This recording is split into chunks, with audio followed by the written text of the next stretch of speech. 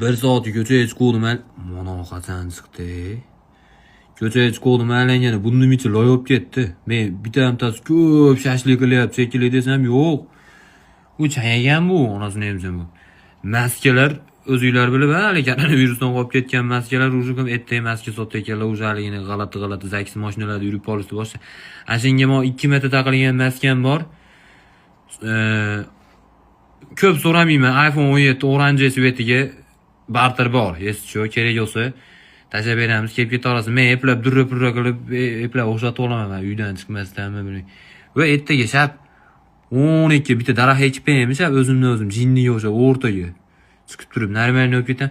Hammamiz ertaga chiqib bittadan daraxt ekib versanglar, uni desam mana maska sotib ekanlar, bugun ko'chatni qimmatlatishaveradi.